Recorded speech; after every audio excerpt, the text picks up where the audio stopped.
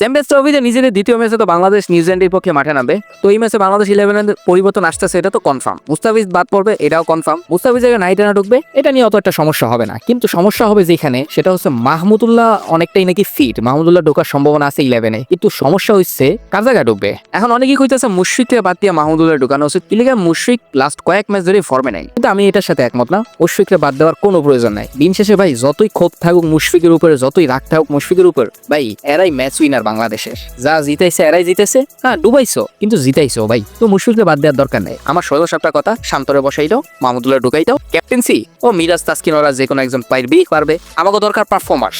ওই ক্যাপ্টেন্সি এই শীতে তো কম্বল উঠাই রাখতেছে না, ওই কম্বলের মধ্যে ঢুকাই তো। আমাকে ক্যাপ্টেন্সি লাগবে না, আমাকে লাগবে পারফর্মার। তো শান্তরে বাদ দিয়ে মাহমুদুল্লাহ ঢুকাই দাও। তো এখন দেখা যাক আবার কি সারপ্রাইজ অপেক্ষা করতেছে নিউজিল্যান্ডের পক্ষে 11-এ। কেননা প্রথম ম্যাচে মাহমুদুল্লাহ থাকবে না, রাহিদ দাদা থাকবে না, এটা তো কল্পনার বাইরে ছিল। সারপ্রাইজ করে দিছে আমাকে, টস জিতে ব্যাটিং লিছে। ওরে বাবা, আরো একটা বড় সারপ্রাইজ। তো নিউজিল্যান্ডের পক্ষে যে সারপ্রাইজ থাকবে না, এটা কি কোনো গ্যারান্টি আছে? তো সারপ্রাইজের জন্য বসে আছে বাংলাদেশ ক্রিকেট মানেই বিনোদন। তো দেখা যাক এবার কি বিনোদন দেখায় আমাদেরকে। আপনাদের কি মনে হয় কি বিনোদন আসতে পারে আমাদের জন্য?